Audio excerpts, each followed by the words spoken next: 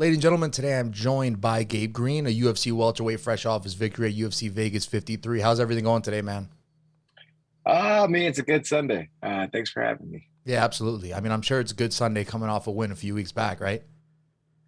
Yeah, I mean, it's kind of like it's you. They say you're only as good as your last fight and stuff. I don't really bask in it too much. I won, and then it was kind of just like right back to training. So I mean, it doesn't feel super special anymore. It was special for like that weekend, and then it was like, all right, let's go get another one. I think it's definitely a good mentality to have in this sport. Yeah, I mean, you can't just be focused on your last win too much. The guys are, especially if you win, the guys are going to be like, all right, train harder for you. We'll try to knock you down. So yeah, Yeah, win definitely. and then get back in there. So one thing we like to do on this show for every guest is we kind of like to ask them when they got their start in combat sports, not necessarily mixed martial arts. Can you talk a little bit about when that first interest struck you?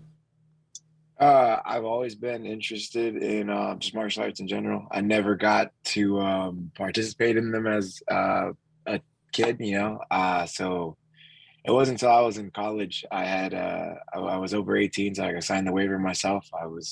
And I had a job, so I could pay for it, and then walked right into an MMA gym, and it was a wrap from there. Yeah, absolutely, man. So let me ask you. It says here, if I'm reading correctly, that it took you 2 months from when you first got started to having your first amateur bout. First off, is that true? And secondly, how is that possible? Uh, no, yeah, I walked in there. I was there for a month, did a jiu-jitsu tournament, got gold at the jiu-jitsu tournament. A month after that, my coach was like, you know, or really like right after that, he was like, fight. I was like, yeah, let's do it. Why not? I'm already in here sparring anyways. And I don't know. I guess I'm just gifted, good at it. Yeah, so it just Picked it up quick. just took off. Yeah, yeah, yeah. I Yeah. mean, I got in a couple of fights when I was in high school. Hmm. Beat some guys who were beating up everyone else. So like, yeah, I just kind of got a knack for it, I guess. So how long have you been at CMMA? And if so, how's the experience been there? CMMA, I trained with them a lot for just this camp. Before this camp, it was I sparred with just Ozzy Diaz, one of their good up and coming guys. He's actually got a fight in the Contender Series coming up. He's the LFA champ currently. I used him to help get ready for Phil Rowe. I just sparred with him 4 times, and right before the Rowe fight, just because Rowe's a giant, man. Phil Rowe's huge, and Ozzy's just as big, but fights at 185, so like just actually way bigger. And I was just using him to get the hang of fighting someone who just has like a dramatic reach advantage on me. But yeah, I used Ozzy, met really I've had seen Chad George, who's the head coach over there, in the local circuit and local scene and stuff. So I knew of him and we've talked in passing and stuff like that. But being over there for using Ozzy for the Phil Rowe fight a couple of times, the first time I really, like talk to George, and I just liked the vibe of the gym.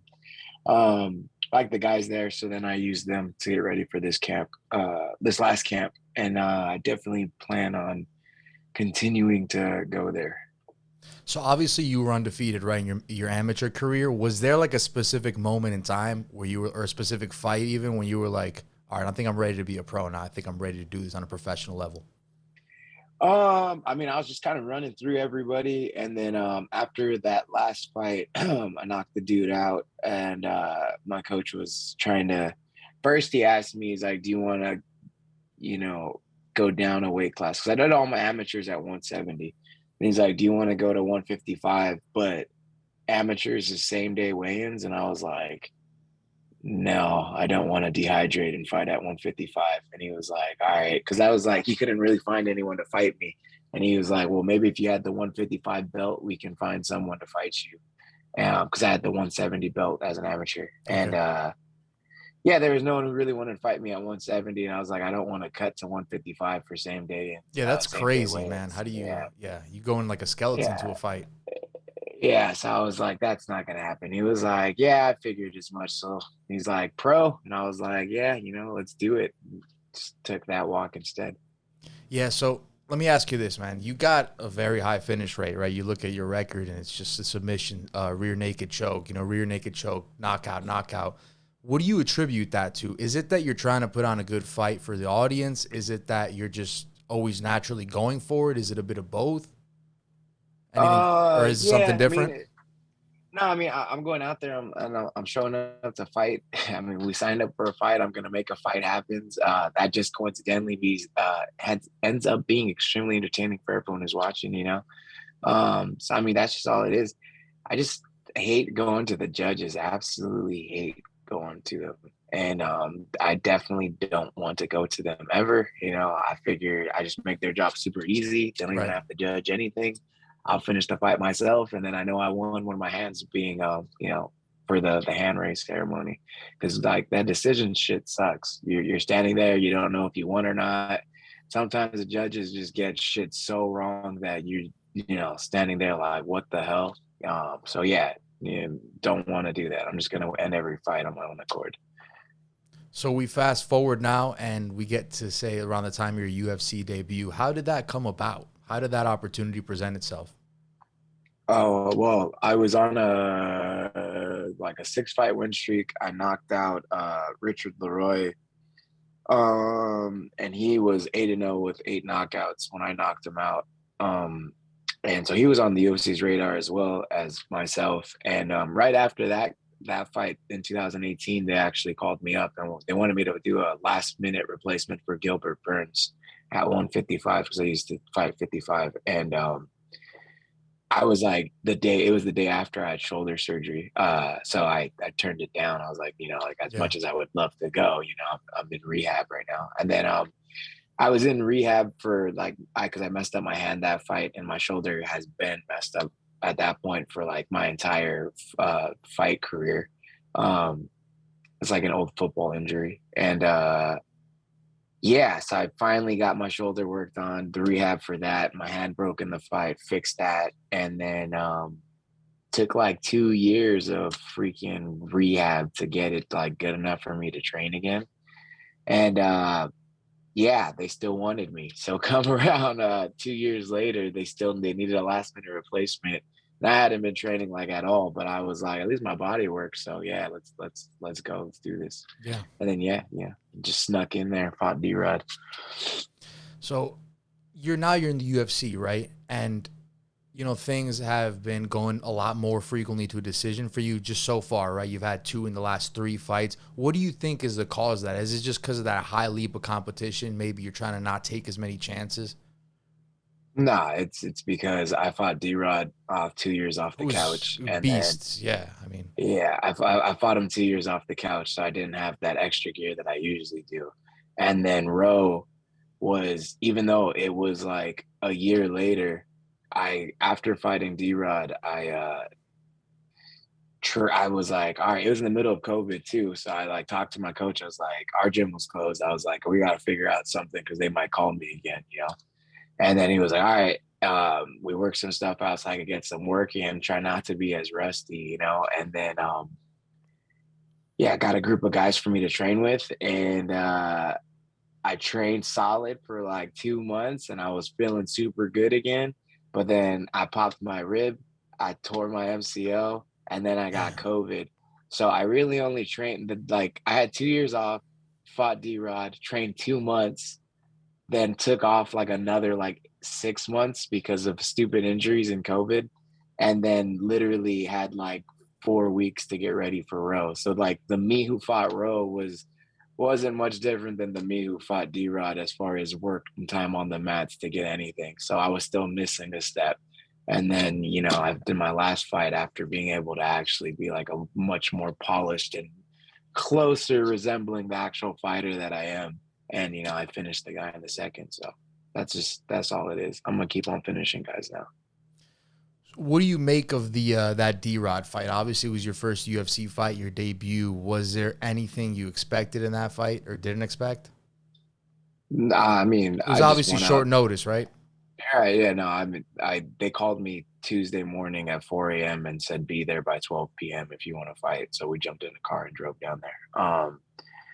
Yeah, I mean, I watching it now, I just realized that fight was extremely winnable by me if I was, anywhere near like the way I prepared for it, the way I should have been. I think I beat him, and I would love to do it again. So hopefully we get to, because yeah, that was a. I mean, he was better than me. He was the better fighter that night, but I don't think he's the better fighter. Respectfully. Right.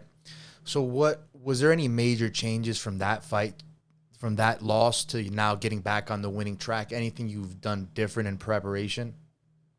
I mean, I did start strength training. Because I mean, that is one thing. I mean, realistically, I was a 55er when I fought D-Rod.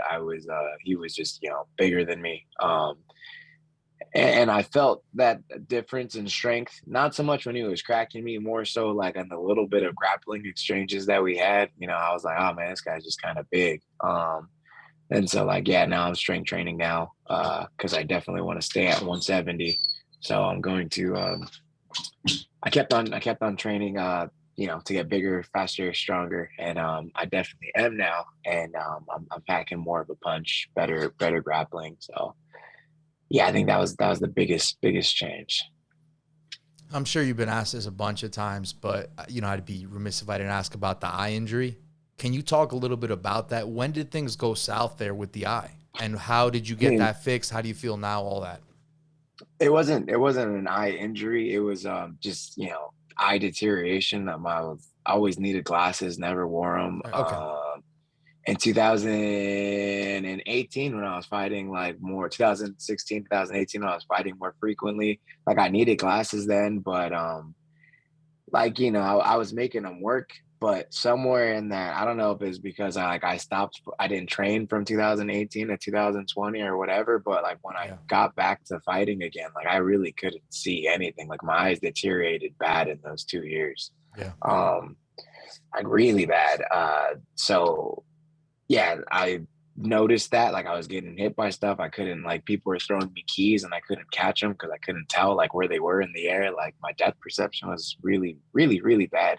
Um, so then, yeah, after I beat Roe, I was like, I have a little bit of pocket change. Let me go ahead and fix these things while I can. So then, yeah, that was the first thing I did after beating him. And then that gave me some time off right there, just allowing my eyes to heal. But yeah, now I got 20/20 vision with super good depth perception, so I'm chilling. Yeah. And forgive me, by the way, I did mean to say eye surgery, not eye injury. So sorry about that. Nah, no, Um, yeah, you're good. yeah. So let me ask you this. What are you got any takeaways from your last fight, man, at UFC Vegas 53? A very impressive finish there. Yeah, I mean, I made a couple mistakes that luckily uh I was able to come back from. Like, I just wish it would have been a little cleaner. If he didn't drop me, that would have been, like a way better performance on my side. Like I'd have been like, all right, a little more happy with it. But I didn't get finished. I was able to, just muscle memory is amazing.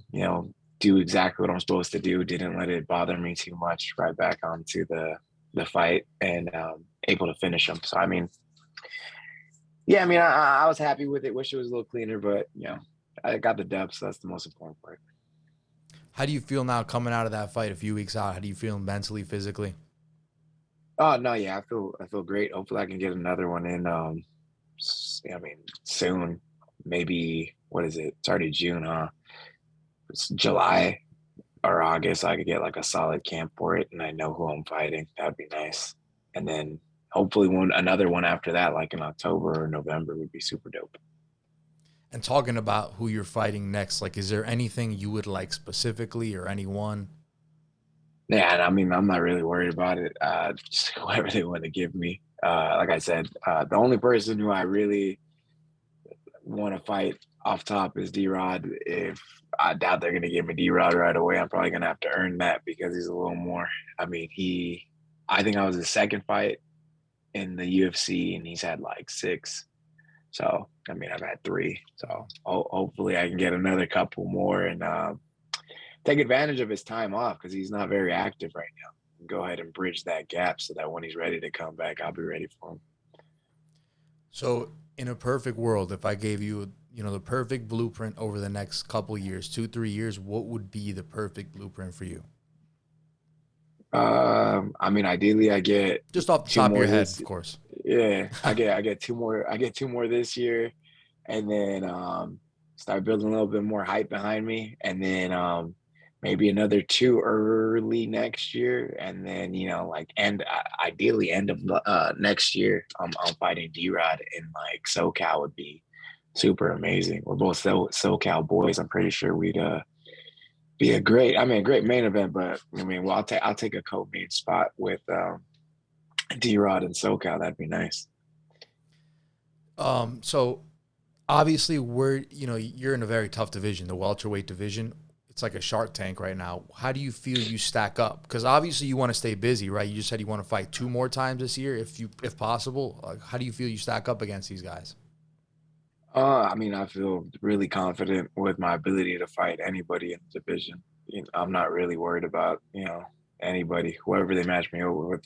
I'm good to go. I mean, like I said, uh, D-Rod got ranked. I just using D-Rod as a measuring stick. I mean, and of course, styles Right. make matches, right? So it's MMA math.